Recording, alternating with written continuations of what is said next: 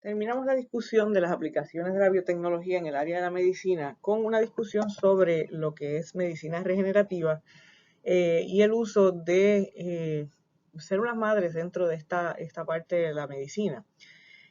Medicina regenerativa, esencialmente, pues le vamos a llamar a toda aquella aplicación en la medicina que nos permita la regeneración de tejidos y células para reparar órganos defectuosos o tejidos defectuosos. Esto incluye lo que sería pues trasplante de células y tejidos, ya sea autólogo, ¿verdad? Propio del paciente, o lo que sería trasplante de órganos de una persona a otra, o en el caso quizás más interesante, lo que sería la posibilidad de utilizar senotransplante, que son trasplantes de animales o de fuentes alternas hacia humanos. En el caso de trasplante de células y tejidos, pues hay muchísimas aplicaciones que tendríamos para esta tecnología.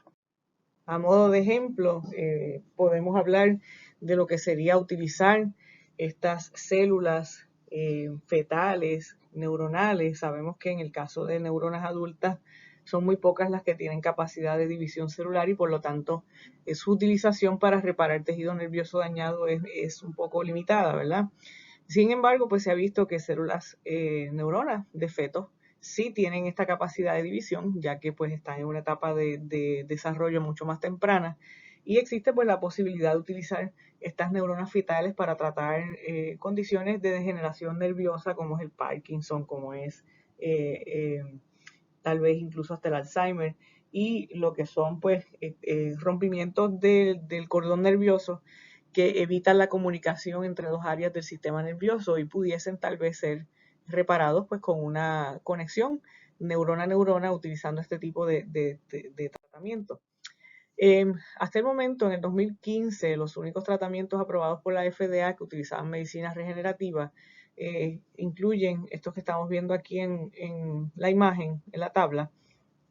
Tenemos lo que son la categoría de los biológicos, que son esencialmente proteínas o células que puedan ser entonces utilizadas para trasplante. Y están estos que vemos aquí, este sería el nombre comercial. Lo más importante es que miremos aquí qué agente biológico es.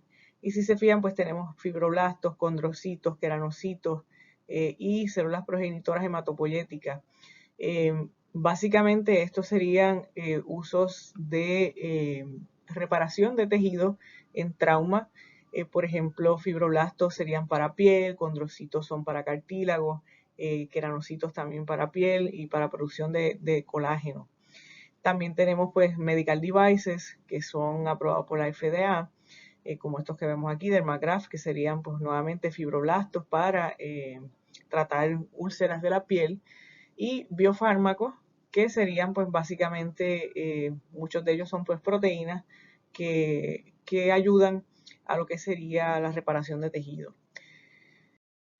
En el caso de lo que estábamos hablando anteriormente, de la posibilidad de utilizar reparación de tejido en el sistema nervioso, pues ya ha habido experimentos exitosos utilizando ratones en que se ha logrado reparar este rompimiento en cordón nervioso. La idea, trasladándola a lo que sería humanos, pues sería el crecimiento de estas neuronas fetales humanas en cultivo, de modo que ellas comiencen a producir sus fibras. Esas neuronas serían bombeadas directamente a donde está la cicatriz del corte, ¿verdad? Tendríamos aquí un corte, una falta de comunicación entre estas dos áreas del cordón nervioso, y lo que se haría sería inyectar esas células donde está el corte para que funcione de una especie, como una especie de puente. Ven que dice implante de puente. Y adicional, pues habría que añadir factores que promuevan la regeneración, factores que promuevan ese crecimiento y anticuerpos que inhiban, que sean contra inhibidores de crecimiento. En otras palabras, hay que hacer un tratamiento no solamente biológico, sino también de la parte química para permitir que estas células puedan reproducirse, y eventualmente la idea es que se forme una especie de bypass, ¿verdad? Que podamos ir desde un lado del cordón roto hacia el otro lado, y obviando lo que sería el rompimiento, el hacer una especie de puente por otra ruta. Esto se ha logrado hacer en ratones. Hasta el momento en humanos pues hay sus estudios, pero no ha habido el éxito rotundo. Pero sí es una de las posibilidades y una de las cosas que se están trabajando. Otra de las cosas que se está trabajando fuertemente es la posibilidad de lo que llamamos los xenotransplantes. Xenotrasplante, la palabra, el prefijo seno lo que quiere decir es ajeno. Por ejemplo, cuando hablamos de xenobióticos, estamos hablando pues de compuestos externos que tienen efecto a nivel de nuestro sistema biológico, ¿verdad? Y estamos hablando, pues, por ejemplo, agentes tóxicos que puedan estar en el ambiente y que puedan entonces afectar nuestro metabolismo y nuestro sistema endocrino. Xenotrasplante entonces se refiere a esta posibilidad de utilizar órganos de otras fuentes no humanas para el trasplante en humano, abriendo un poco la puerta a lo que sería pues tener más opciones de dónde obtener los trasplantes, ya que sabemos, ¿verdad?, que cuando un paciente necesita un trasplante de algún órgano de importancia vital, entra en unas listas de espera y estos pacientes pues tienen que esperar que el donante sea compatible y que les toque dentro de esa lista, aun si hay pues ciertas prioridades. Hay que esperar a que el donante aparezca, ¿no? Y la idea es, si podemos de alguna manera obviar ese paso y brincar directamente a conseguir un órgano que funcione y que pueda ser trasplantado, aunque sea de otro animal, pues es una alternativa. En este caso se ha trabajado mucho con la idea de utilizar cerdos como donantes de órganos, ya que genéticamente, pero principalmente en términos de este órgano particular que es el hígado, es mucho de lo que se ha trabajado en hígado. Es un órgano que en tamaño es muy similar al nuestro y por lo tanto se entiende que en términos biológicos podría funcionar. Sin embargo, pues por supuesto, cuando ocurren este tipo de iniciativas, pues siempre está presente la pregunta de si va a haber rechazo. Es aun cuando el órgano es de origen humano y tenemos esa pregunta, ¿verdad?, de que haya rechazo gracias a los antígenos superficiales en las células de el donante y en las células del receptor. Pues imagínense cuando estamos trabajando con un órgano que ni siquiera es humano. Así que una de las cosas que se realizó, y este es un paper del 2013, fue que se trabajó con la técnica de los knockouts en lugar de con ratones con cerdos, y se produjeron cerdos knockouts que tienen una doble deficiencia. Se le ha quitado la enzima N-gluconil neuraminic acid y la galactosa 1 alfa 1,3 galactose. Básicamente, ¿verdad? Son enzimas, ahí les dije el nombre de los compuestos, pero realmente los compuestos no se pueden inhibir, lo que se inhibe es la enzima, lo que se quita es el gen de la enzima que cataliza la formación de estos compuestos. Y estos cerdos carecen de las enzimas para producir estos dos compuestos que son superficies, los encontramos en la superficie de las células. Los vemos aquí en el dibujito, la galactosa alfa 1,3 galactosa la vemos en rojo y el N-gluconil neuraminic acid lo vemos en azul. El cerdo va a tener esencialmente estos marcadores naturalmente en sus células. La idea es que sabemos que si vamos a implantar un órgano que proviene de cerdo con estos marcadores va a haber un rechazo del sistema inmune del paciente.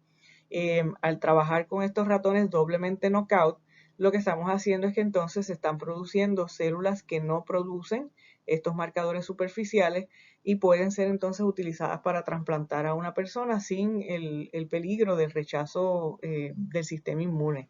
Como ven, aquí le dicen que reduce esta barrera humoral al proceso de xenotrasplante. Es una idea muy interesante, que igual de interesante es un poco, tal vez, la parte ética es un poco extraña, ¿verdad? Y habría que ver, sopesar lo que es la ética de crecer animales simplemente para utilizar sus órganos o esperar a las opciones que serían órganos donados por cadáveres o por donantes vivos que puedan, ¿verdad?, donar alguno de esos órganos o porciones de esos órganos. Dentro de lo que serían trasplantes de tejido, trasplantes de órganos, pues también hay otra área que son terapias celulares. Y hay muchas cosas. Esto, yo les dije que este capítulo pues era como un montón de aplicaciones y de posibles cosas que se pueden hacer. Una de las cosas que se estudió hace varios años atrás fue la posibilidad de utilizar unas especies de chips, como vemos aquí, que dentro, unas biocápsulas que dentro de ese chip eh, tienen células vivas, ¿verdad? Células vivas que secretan insulina. Y la idea es que estos chips, esas células se mantengan dentro del chip y tengamos entonces en esta parte de acá una membrana de silicón que permite el paso de sustancias relativamente pequeñas. Por ejemplo, puede entrar el oxígeno, puede entrar la glucosa, la insulina puede salir, sin embargo, cosas más grandes como anticuerpos no puedan entrar. Eso evitaría que los anticuerpos reconocieran estas células y que hubiera ese rechazo inmune y permitiría que estas células que están guardadas dentro del chip, siempre y cuando, ¿verdad?, tengan el acceso al oxígeno y a los nutrientes necesarios, puedan hacer su trabajo de secreción de insulina y esa insulina salir del chip y hacer su trabajo regular como hormona. La idea es entonces implantar este chip en el paciente y que este chip pues sustituya la función dañada de sus células beta en el páncreas, que son las que van entonces a secretar la insulina. Esto se logró hasta una fase experimental, realmente no llegó nunca a mercado. Es una idea interesante, pero que no ha dado pues los frutos que se esperaban. Lo que sí ha ido aumentando en utilidad y en la parte técnica es esta idea de lo que sería ingeniería de tejidos. Ingeniería de tejidos, pues le vamos a llamar, como dice el nombre, ingeniería es hacer, inventarse un tejido en cierto modo, montar un tejido. Y es el proceso de diseñar y construir un tejido necesario para eventualmente hacer ese trasplante al paciente. En el caso de bioingeniería, entonces hay algo bien importante y es que antes de comenzar la preparación del tejido, se tiene que decidir cuál es el molde que vamos a utilizar. Tiene que haber lo que llaman un scaffold, ¿verdad? El scaffold es como el andamiaje. Si usted necesita una nariz, pues tiene que hacer un molde de la nariz para que el tejido adopte esa forma. Eh, Dependiendo entonces de qué órgano o qué parte de qué estructura es la que necesitamos reproducir por ingeniería de tejido, pues este scaffold va a variar. Es importante entonces que la molécula que se utilice para la construcción de ese andamiaje, de ese scaffold, sea una molécula que no cause efectos secundarios. Así que se está trabajando muchísimo con lo que serían biopolímeros, polímeros de origen biológico que pudiésemos utilizar para formar ese andamiaje y a partir de ese biopolímero hacer entonces el segundo paso, que es el paso de sembrar las células, el seeding. Y aquí tenemos pues los pasos básicos, bien general, que tendríamos. El paciente, se remueven células de la biopsia del paciente, se cultivan en monocapa, se expanden para tener suficientes células y estas células, por ejemplo, si fuera piel, que es el caso que estamos viendo aquí, esas células se van a sembrar y se van a cultivar sobre este molde biológico que llamamos el scaffold o el andamiaje. Las células van a crecer sobre ese molde, van a adoptar entonces la forma que tenga el molde y se produce lo que sería el graft o el trasplante que entonces se le devolvería al paciente. Em, para este proceso, entonces, bien importante, como mencioné, lo que serían esos biomateriales, esos biopolímeros.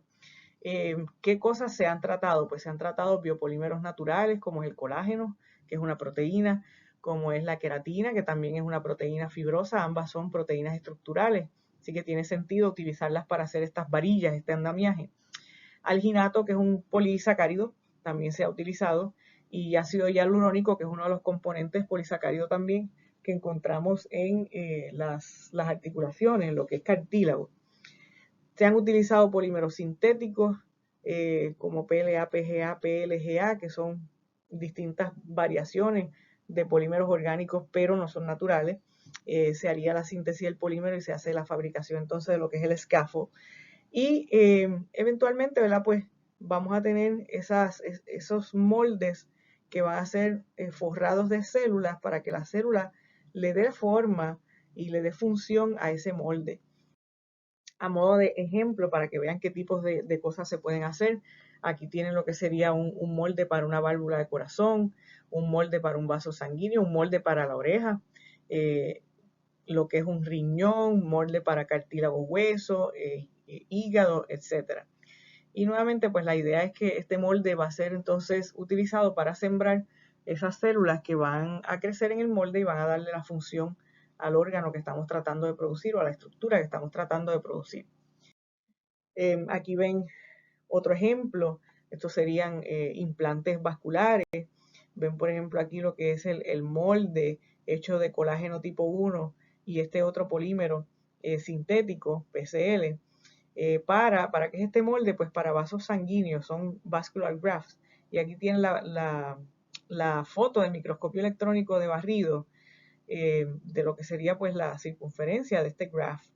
Y estaríamos viendo entonces acá también lo que sería la composición ya interna, la superficie por fuera y por dentro de ese graft con esos biopolímeros. Se ha logrado hacer, este es un ejemplo de hace varios años atrás, que se logró hacer por ingeniería de tejidos una vejiga funcional, una bolsa muscular que almacena orina y que puede entonces también utilizarse y expandirse y agrandarse y empequeñirse, ¿verdad? Lo que sería expandirse y contraerse para producir o expulsar esa orina. Y si ustedes hacen una búsqueda en internet de lo que es ingeniería de tejidos, van a ver una serie de cosas que parece que son embuste y parece que son, ¿verdad?, de ciencia ficción. Y es que muchas veces cuando se está haciendo, por ejemplo, ingeniería de tejidos para trasplantes de órganos externos, lo que es piel, pues a veces se toma muestras del paciente, se ponen a crecer estas células sobre el molde y el molde se le coloca al paciente en otra área para que las células crezcan utilizando los mismos factores de crecimiento que produce el paciente. Y eventualmente por cirugía, pues simplemente la estructura que se está generando en otra área del paciente se remueve y se coloca donde va. Están viendo esta persona aquí que tuvo un accidente y ha perdido parte de la nariz. Fíjense que aquí le están regenerando la nariz en la frente para eventualmente recortar y hacer el trasplante de lo que es la estructura externa, ¿verdad? Porque obviamente internamente pues él tiene todo funcional, esto es solamente la parte de afuera. Igual miren este ratoncito que se le pone un molde de una oreja y puede crecer el tejido por encima de ese molde y estaríamos en cierto modo pues removiendo la oreja para transferirla a una persona. Y lo nuevo que ha estado surgiendo en lo que es el área de ingeniería de tejidos es el uso de estas tecnologías de 3D printing y 4D printing. El utilizar, en lugar de tener un molde, un scaffold, o básicamente, ¿verdad?, utilizar 3D printing para hacer ese scaffold, ese molde, con biopolímeros que se puedan entonces trabajar dentro del sistema de nosotros los humanos, que no tengamos rechazo, ¿verdad?, con esos polímeros. Este artículo es un review del 2019 de aplicaciones de polímeros 3D 4D printing de polímeros para aplicaciones de ingeniería de tejido. Y de forma bien general, el review es bien de ingeniería, bien técnico. Pero lo que quiero que vean es más o menos qué es lo que se está haciendo. Esto está chiquitito, la tabla es el doble de grande que esto. Así que esto es solamente un recogido de lo que se ha hecho. Y han visto, si pueden mirar aquí, ven que muchos son de hueso, algunos son de piel, cartílago. Y nada, aquí le están hablando cuál es el método de impresión que utilizan y el material, que quizás es lo más importante, qué tipo de material están utilizando y cuáles son los estudios que se han realizado in vitro e in vivo utilizando estos materiales para lo que es tissue engineering. Cambiando un poco de tema, aunque sigue siendo relacionado, ya que estamos hablando de terapias utilizando células o sistemas biológicos, vamos a hablar un poco sobre lo que son las células madre y cuáles son las posibles aplicaciones de estas células madre. Células madre le vamos a llamar a estas células que en el momento de, déjenme ver si me sale aquí un dibujito, en el momento de la concepción, tenemos el óvulo va a ser fecundado por el espermatozoide, se produce ese cigoto diploide. Vamos a poner aquí un 2N. Y ese cigoto pasa por una serie de fases de división celular rápida, que es lo que llamamos segmentación. La segmentación produce, esas células entonces, esa división celular produce una masa de células que eventualmente las células se van a aglomerar, ya habíamos discutido algo de esto, ¿verdad? Se van a aglomerar en las esquinas y en un área que le llaman la masa celular, esta área de aquí, y esto que sería un hueco en el medio, que es lo que llamamos el blastocito. Aquí en esta área es que vamos a encontrar las células madre. Así que, ¿qué son ellas? Son básicamente células que no han pasado todavía por el proceso de diferenciación, son células que están bien temprano en la etapa de desarrollo y por lo tanto no están especializadas todavía.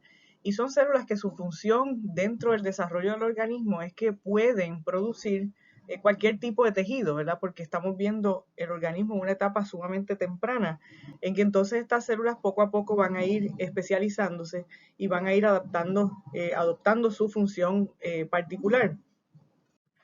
Ellas tienen unas capacidades bien importantes, y es que tienen la capacidad de self-renewal, o sea que ellas se replican.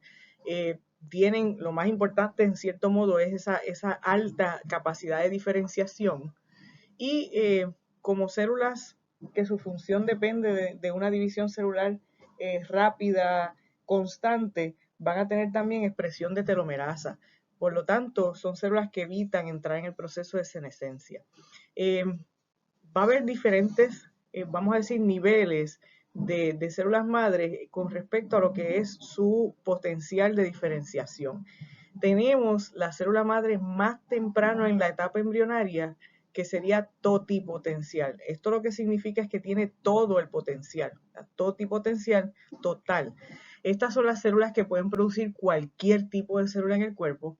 Y pues de nuevo serían las más tempranas que vamos a encontrar en el proceso de desarrollo. Quizás las más abundantes y las que están aquí en esta área, de aquí lo que sería esa masa celular, son entonces pluripotencial.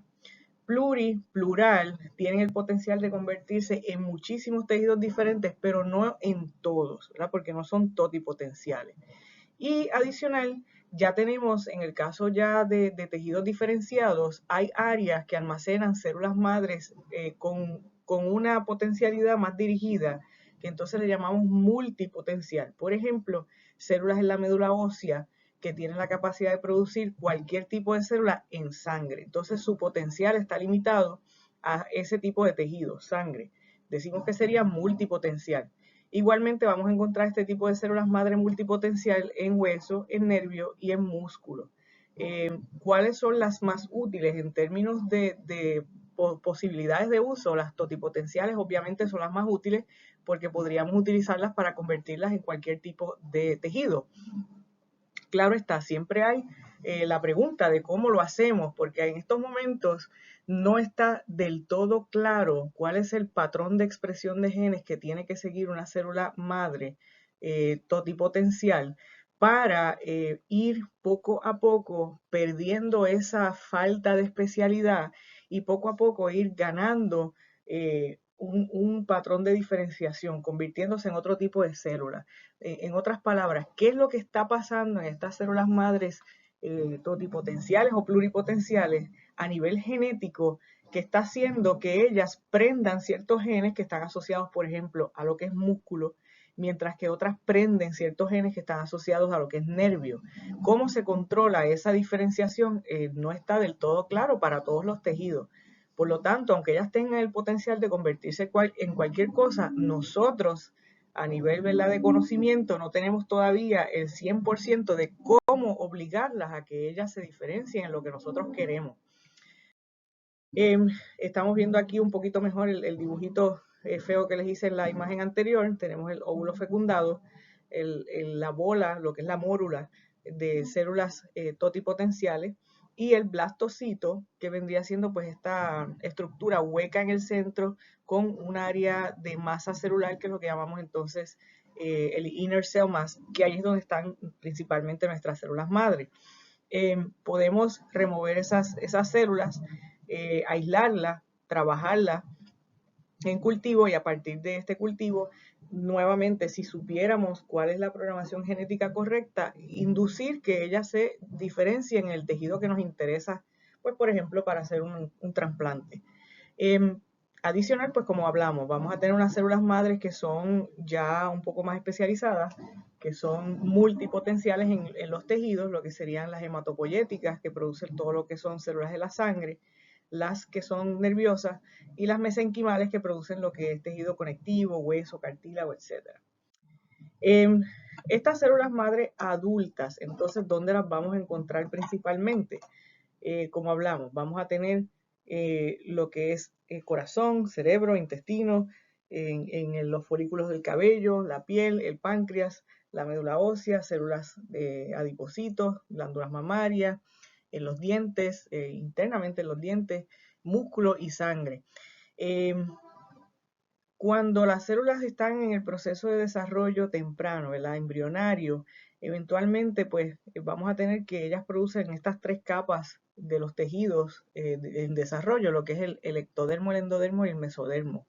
Mesodermo es el tejido, vamos a decir, intermedio, donde están pues lo que son huesos, cartílagos, músculos. Ectodermo es entonces el tejido más externo, donde están pues lo que sería la piel, los melanocitos de la piel, sistema nervioso y células asociadas al sistema nervioso. Así que de aquí es que vamos a ver que también se pueden extraer células adultas con cierta potencialidad. Sin embargo, fíjense que la remoción de cualquiera de estas células requeriría un proceso un poco más invasivo. Tendríamos que ir al tejido donde están las células. Imagínense, por ejemplo, recuperar células del corazón o células del cerebro. No es tan fácil, y fácil lo digo entre comillas, ¿verdad? Pero no es tan fácil como hacer una inyección que vaya a la médula ósea y extraigamos de la médula ósea células madre.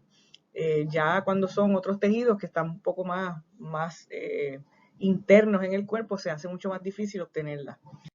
Adicional, vamos a tener células madre que son derivadas de lo que es el fluido amniótico, y estas tienen un poquito de potencialidad. Vean aquí este artículo 2013, es un review donde se habla de lo que sería el potencial terapéutico de estas células.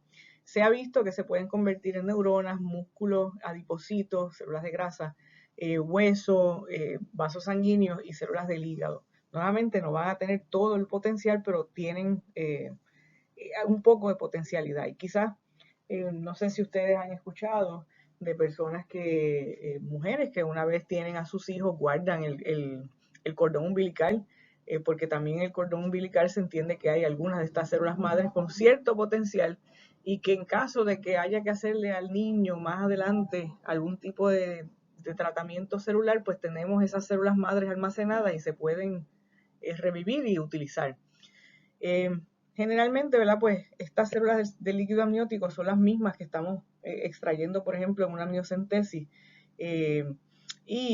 son células que pues tienen un poquito de potencialidad, aunque no van a ser totalmente pluripotenciales. Una idea que ha surgido de la última década hacia acá es la idea de que podemos utilizar células ya adultas, ya diferenciadas, que tienen ya su función definida, y haciendo unas trampitas en que prendemos ciertos genes dentro de esa célula, la célula puede perder su programación. Vamos a decir que era una célula que ya estaba especializada y se vuelve bruta y cae a una etapa, a una fase de célula madre donde no tiene ningún tipo de especialización todavía.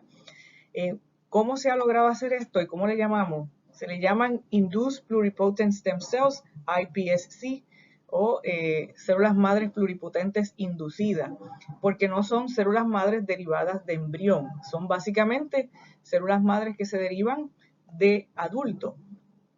Vamos a tener que se hace una extracción de células somáticas, por ejemplo, células de la piel de una persona adulta. Estos son células que ya tienen una programación genética definida, ya están diferenciadas y especializadas, pero las podemos cultivar en el laboratorio y se ha visto que tratar estas células con factores de pluripotencialidad, que en otras palabras es prender la expresión de ciertos genes, se han visto que estos 4 genes que estamos viendo aquí, los estamos viendo como representados como parte de un plásmido, cada uno de ellos. Introducir estos genes a la célula tiene el efecto de que revierte esa especialización de la célula y la devuelve a un estado pluripotente, en que ellas pueden convertirse en otro tipo de célula.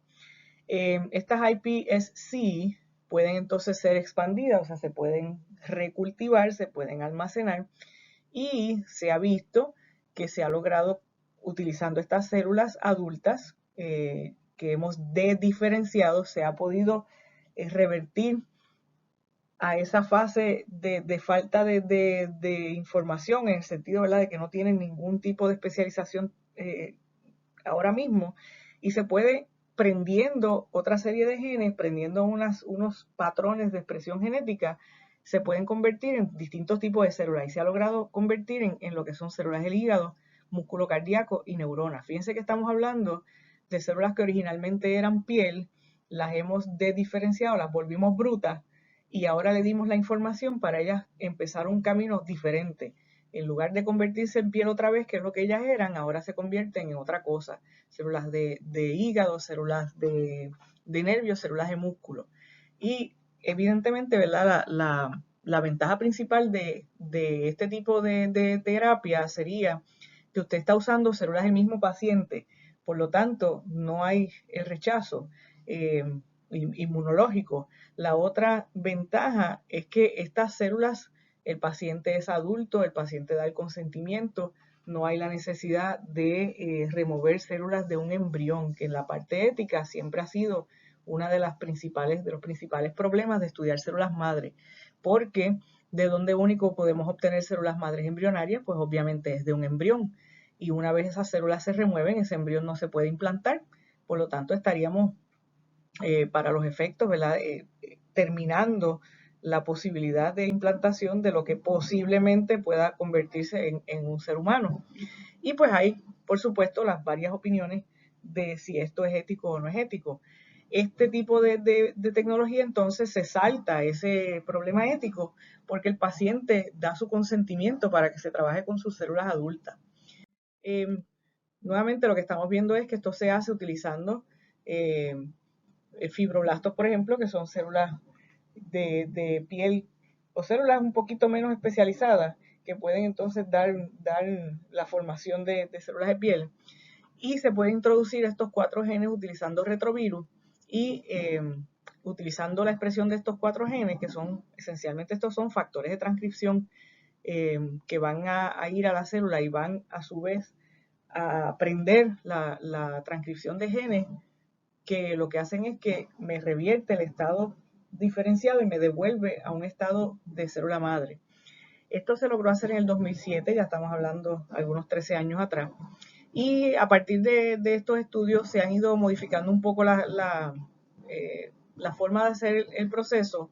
Ya, por ejemplo, CIMMYC no se está utilizando porque esto es un oncogen, es un gen que está asociado a desarrollo de tumores, así que por razones, ¿verdad?, de posibles complicaciones ya no se está utilizando. ¿Qué se puede hacer con células inducidas? Pues en teoría, todo. En teoría tenemos la capacidad, son pluripotentes, tenemos la capacidad de producir todo lo que serían células derivadas del mesodermo, del endodermo y del ectodermo. Por supuesto, volvemos al problema de que tendríamos que saber exactamente qué genes y en qué orden y por cuánto tiempo se tienen que prender para que estas células que no saben qué hacer con su vida decidan convertirse, por ejemplo, en músculo cardíaco y no músculo esqueletal, o en células de pulmón y no en células de páncreas. Entonces ahí es que está la investigación principal en estos momentos, en tratar de definir las rutas de desarrollo y los patrones de expresión de genes que me llevan desde lo que sería una célula sin especialización a una célula ya diferenciada con unas capacidades muy diferentes unas de otras. Posibles usos se podrían utilizar para terapia genética ex vivo. Por ejemplo, están viendo aquí el paciente, se remueven las células mediante una biopsia de piel, se modifican con esos 4 factores que mencionamos y producimos entonces esas células inducidas del paciente.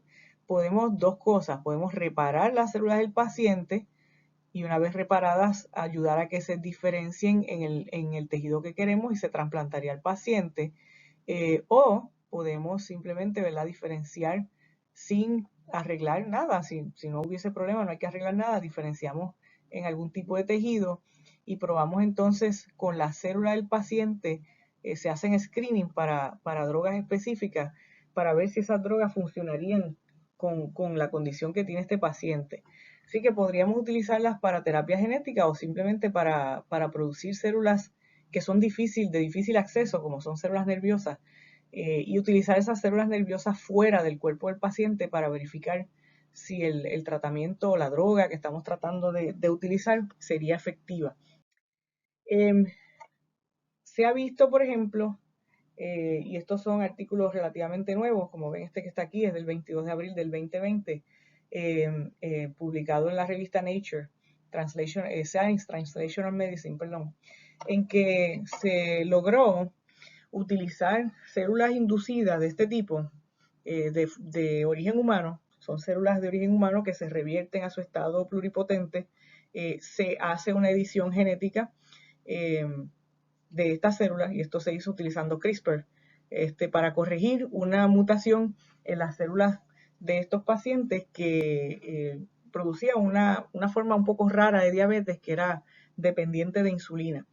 Y con esta técnica lograron, una vez revertidas esas células, las lograron convertir y arreglado el perfil genético, ¿verdad? Arreglado el problema genético, las lograron diferenciar en células beta del páncreas, ¿verdad? Así que ellos sacaron células del paciente, arreglaron y las diferenciaron en células productoras de insulina. Y esas células fueron insertadas en ratones que tenían una deficiencia que modelaba lo que es esa diabetes, ese tipo de diabetes en humanos. Y con esas células modificadas se logró rescatar ese genotipo y ese fenotipo de diabetes en el ratón. O sea que aquí vemos una combinación de muchas cosas. Vemos edición de genes utilizando CRISPR, vemos terapia genética ex vivo y vemos el uso de células madre. Todo eso en el mismo paper. Y adicional, pues, el mes pasado, la Universidad de Connecticut, la Escuela de Medicina Dental, identificaron en ciertas áreas de hueso unas células madres nuevas que no conocíamos, que pueden producir otros tipos de huesos que no sabíamos hasta ahora que existían. Así que esto es un área activa de investigación, un área bien importante que tiene mucho que ofrecer. Sin embargo, pues no se salva de lo que serían las controversias éticas. El uso de estas células inducidas, pues nos salva un poco de esa controversia ética. Sin embargo, pues no es perfecto. Como toda técnica, siempre hay sus pros y sus contras. ¿Cuáles son los retos cuando utilizamos estas células inducidas? Primero, que en papel todo se ve bien bonito, como si simplemente añadiendo estos genes tuviéramos ya un montón de células inducidas, y la realidad es que en la práctica son difíciles de producir. No es muy fácil hacer ese proceso de diferenciación. Constantemente hay que alimentarlas, no se pueden congelar, no resisten muy bien lo que sería este proceso de congelación, así que hay que mantenerlas vivas para poder producir células viables o líneas celulares viables. Voy a dejar esto para el final. Son difícil de controlar esa diferenciación, como hablamos. Tendríamos que saber exactamente qué genes prende, en qué orden y por cuánto tiempo para poder controlar que se diferencien en lo que yo quiero. Una vez las tengo en cultivo, a veces pasan cosas que son inexplicables y ellas se diferencian solas y se van por una ruta que no era. Y tenemos entonces ahora un tejido que no era el que yo quería. Y eso es lo que estamos viendo aquí, ¿ver? La diferenciación espontánea en células maduras cuando están en cultivo. Usted las quiere mantener pluripotenciales y a ellas no les da la gana, algo pasó en el cultivo, algo se prendió y ellas se diferencian.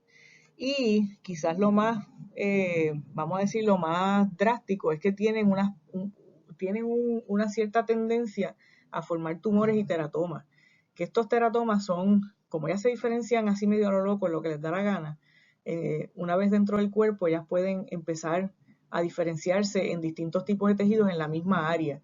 Y se producen estos teratomas que son unos tumores bien feos, donde hay diferentes tipos de tejidos. Por ejemplo, pueden tener dientes, pueden tener músculo, pueden tener pelo en una bola de una masa de células. Son bien feos. Y pues esa es una posibilidad cuando se utilizan estas células inducidas, ya que pues de nuevo, es muy difícil controlar su diferenciación.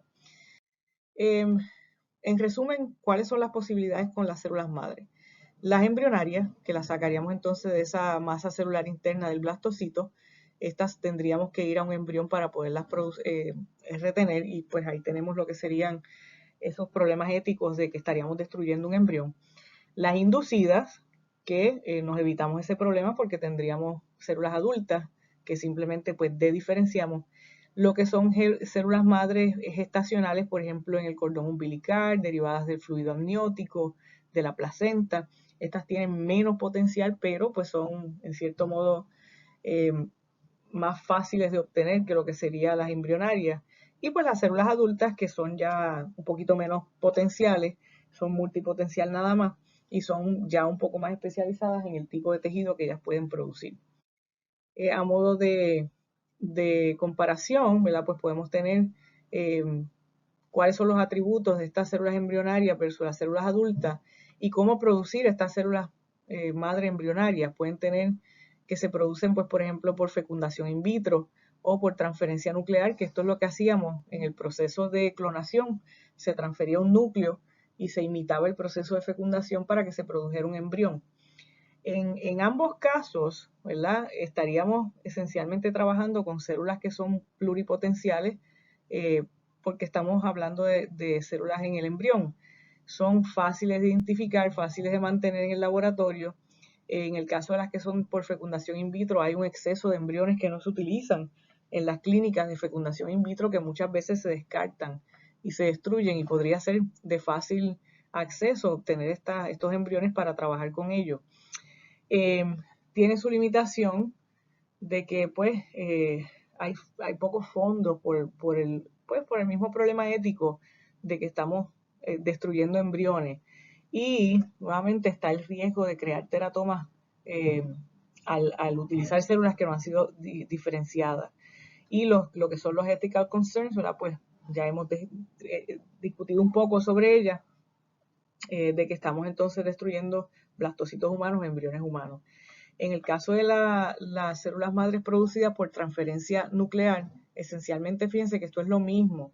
La única diferencia es que las células madres pueden ser genéticamente pareadas con el paciente, porque si estamos básicamente clonando al paciente, estaríamos utilizando el núcleo de este paciente para producir ese embrión y de ahí sacar las células madres.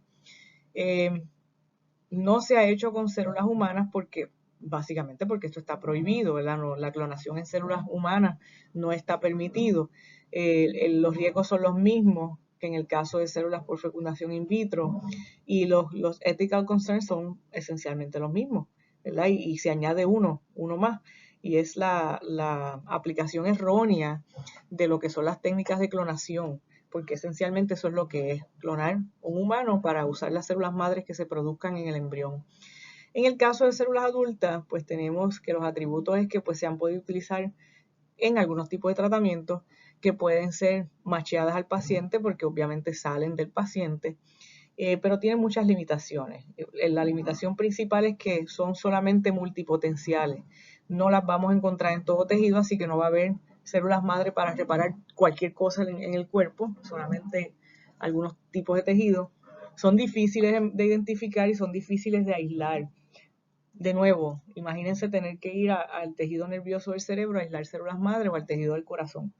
La única ventaja grande que tienen es que se pierde todo ese problema ético y esas preocupaciones éticas, ya que son pues células adultas y la persona da consentimiento de obtener de sus células adultas.